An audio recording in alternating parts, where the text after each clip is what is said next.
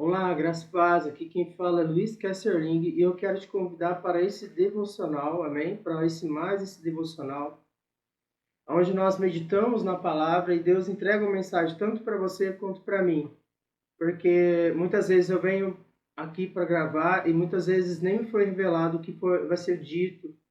Me revela algumas informações para que eu entenda o propósito do vídeo, para que eu possa selecionar alguns versículos.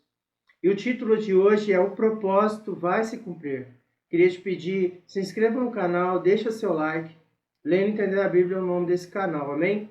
Eu quero falar hoje com você, para você hoje, de duas pessoas na Bíblia que foram usadas grandemente por Deus, que é Davi e Moisés. Note que a Bíblia ressalta as obras desse homem, esses homens foram grandemente usados por Deus, porém a Bíblia não omite o erro deles. Por quê? Porque Deus só fez um homem perfeito para nós, que foi Jesus Cristo. Em toda a Bíblia só vai existir um homem perfeito, Jesus Cristo. Por que eu estou gravando esse vídeo hoje? Por que nós vamos expor esses homens hoje? Só a parte que eles errou. Né? Por que eu vou dar essa ênfase hoje? Porque às vezes você está se cobrando demais, porque você quer ser perfeito, você não quer errar, e você sofre demais com isso, você se martiriza muito com isso. E você diz assim, o propósito de Deus não vai se cumprir na minha vida, o que foi profetizado não vai acontecer, o que foi determinado sobre a minha vida não vai acontecer, porque eu sou uma pessoa errante, eu sou uma pessoa pecadora, eu já fiz isso na minha vida, eu já fiz aquilo na minha vida, olha o jeito que eu estou hoje. Enfim, algo está te acusando. Amém? Então esse vídeo, o propósito dele é esse, é dizer para você que o propósito de Deus vai se cumprir. Olha Sansão errou tanto, teve tanta dificuldade, mas ele foi juiz durante o tempo que Deus determinou que ele fosse. Na sua morte, ele matou mais filisteu do que toda em sua vida. Sim, a Bíblia não omite a sua vergonha. E a questão não é falar assim para você, pode pecar tranquilo, que o propósito de Deus é se cumprir em sua vida. Não. O propósito do vídeo é te dizer que você se arrependa do seu erro, não cometa mais ele. Porém, Deus não escolhe homens perfeitos. Escolheu Gideão, uma pessoa improvável no meio da nação. E tem vários outros exemplos que Deus usou grandemente. E o propósito de Deus se cumpriu. E são todos homens que têm fraquezas, todos homens que têm dificuldade em ser perfeitos diante de Deus. Todos os homens que Deus usou têm dificuldade. Não é? Então, o único homem perfeito é Jesus Cristo, o Nazareno. Amém? Jesus, Filho de Deus, o único Filho de Deus que vem em carne e sangue, em semelhança, não é, de corpo igual ao nosso. Só ele é perfeito. Amém? Êxodo 2, versículos de 11 a 15 vai dizer: Aconteceu naqueles dias que, sendo Moisés já homem, saiu a seus irmãos e atentou para as suas cargas, e viu que um egípcio feria um hebreu, homem de seus irmãos.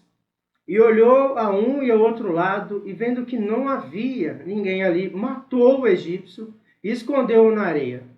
E tornou a sair no dia seguinte. E eis que dois homens hebreus contendia, e disse ao injusto: Por que feres a teu próximo? O qual disse: Que te tem posto a ti por maioral e juiz sobre nós? Pensas matar-me como mataste o egípcio? Então temeu Moisés e disse: Certamente esse negócio foi descoberto. Ouvindo, pois, Faraó este caso, procurou matar a Moisés. Mas Moisés fugiu de diante da face de Faraó e habitou na terra de Midian e assentou-se junto a um poço. Êxodo 2, 23 a 25 vai dizer: Aconteceu depois de muitos dias que, morrendo o rei do Egito, os filhos de Israel suspiraram por causa da servidão e clamaram, e o seu clamor subiu a Deus por causa de sua servidão. E ouviu Deus o seu gemido, lembrou-se de Deus da aliança com Abraão, com Isaque e com Jacó. E viu Deus os filhos de Israel e atentou Deus para sua condição. Êxodo 3, verso 9 e 10. E agora eis que o clamor dos filhos de Israel é vindo a mim, e também tenho visto a opressão com que os egípcios os oprimem. Vem agora, pois eu te enviarei a Faraó, para que tires o meu povo, os filhos de Israel, do Egito. Êxodo 4:19. Disse também o Senhor a Moisés em Midian: vai, volta para o Egito, porque todos os que buscavam a tua alma morreram. Então note que essas passagens de Êxodo, né, vai nos mostrar Deus conversando com Moisés, primeiramente, através da sarça pegando fogo. Os primeiros versículos aqui, perdão, vai mostrar para nós que Moisés mata um egípcio. Então Moisés assassinou um homem, não é? Então, diante disso, Moisés vai fugir e vai ficar 40 anos no deserto. Passando esses 40 anos, Deus vai se apresentar para Moisés e vai dizer, não é, que se atentou, não é, por clamor do povo hebreu, não é? E por causa disso, Deus vai levantar Moisés para libertar o povo. Então, vai dizer em Êxodo 3, verso 9 e 10, e agora eis que o clamor dos filhos de Israel vindo a mim, também tenho visto a opressão com que os egípcios oprimem. Vem agora, pois te enviarei a Faraó para que tires o meu povo. E Deus vai falar que todos aqueles que buscavam a alma de Moisés para matar Moisés estão mortos. Note que existe um tempo, não é? Eu vejo assim como se você estivesse atravessando um riachozinho ou algo curto assim de água e você pisa e suja a água de terra porque você pisou. Então eu vejo Deus esperando um tempo, não é? Para que aquela água limpe, que toda aquela situação seja esquecida. Então ele traz novamente Moisés para o Egito, para que cumpra-se o propósito na vida de Moisés, que é desde o início ser usado por Deus para ser um libertador do povo. Então note que mesmo Moisés tendo assassinado um homem, mesmo Moisés tendo tido essa atitude, passa-se um período onde as pessoas que queriam ver Moisés morto, queriam matar Moisés por conta da morte do egípcio, essas pessoas vão morrer e agora Deus, não é? Note que existe até uma sincronia, o povo levanta um clamor e Deus ouve o clamor, já nesse período onde as pessoas morreram e agora Moisés possa voltar para o Egito, porque já se passou 40 anos e aquelas pessoas que lembravam do assassinato de Moisés agora não existem mais. E essas pessoas que queriam vingança agora já estão mortas, já morreram, já passou o ciclo da sua vida. Então note que o propósito da vida de Moisés era ser usado por Deus como um libertador. E note que mesmo que passou um tempo, no caso de Moisés passou 40 anos, ele viveu 120 anos total, mesmo assim o propósito se cumpriu na sua vida.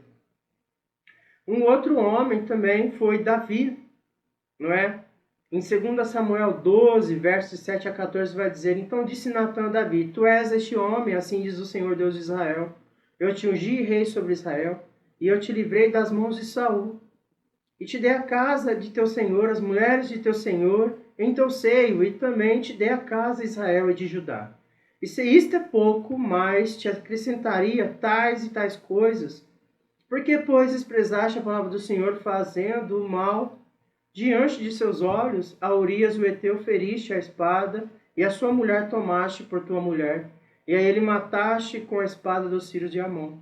Agora, pois, não se apartará a espada jamais da tua casa, porquanto me desprezaste, tomaste a mulher de Urias, o Eteu, para ser a tua mulher.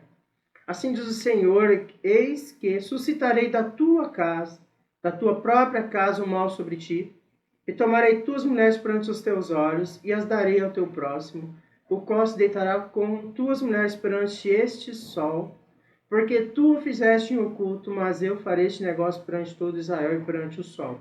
Note que Davi, o propósito na vida dele é ser rei sobre Israel e Judá, que houve uma, né, as 10 tribos, etc. Aí, depois vai se dividir.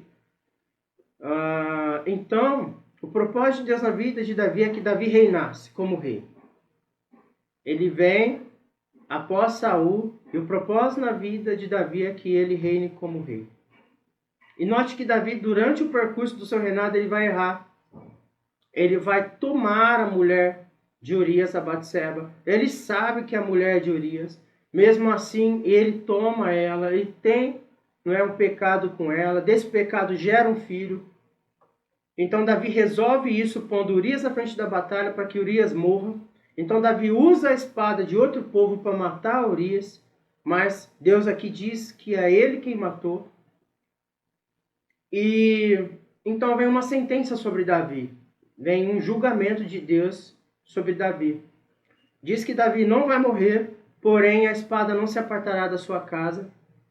Deus diz que levantaria alguém de dentro da sua casa, é Absalão, seu filho. Mais para frente acontece isso. Mas o que eu queria dizer para você, depois que Davi paga toda a pena aqui do erro, ele vai perder o reino para o seu filho Absalão, depois seu filho Absalão vai morrer, ele vai reaver o reino, ele vai ter alguns problemas na família, ele vai ter problemas, ele vai sofrer com o erro, porém o propósito de Deus na vida de Davi se cumpriu. Se ele não tivesse tido erro, ele tinha tido um propósito de Deus um pouco menos sofrido. Mas como ele errou, ele teve um propósito de Deus se cumprir na sua vida com mais sofrimento. Teve essa fase na vida dele que ele sofreu.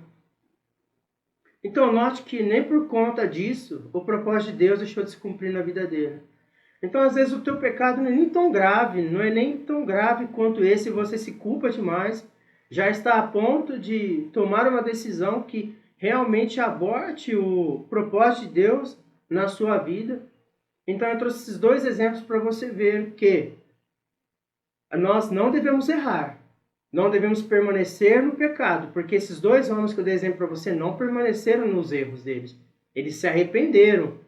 Não é? Então nós devemos nos arrepender e deixar que o propósito de Deus se cumpra em nossa vida. Porque para que o propósito de Deus não se cumpra em nossa vida, o grande problema para que não se cumpra é nós mesmos, são os nossos erros. Dificulta, às vezes atrasa o propósito. Então eu quero te dizer que o propósito de Deus vai se cumprir na sua vida.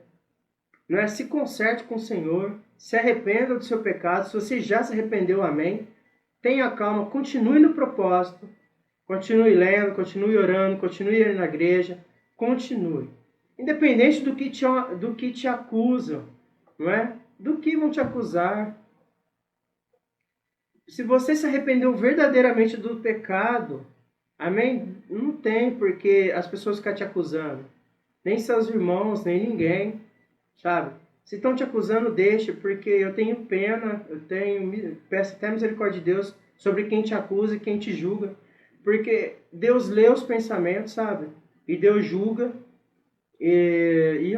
Sabe, eu não desejo mal para ninguém. Porém, Deus diz que a ira é nossa e a vingança é dele. E Deus traz um julgamento sobre tudo isso. Principalmente nessa fase que nós estamos, que é a fase da graça.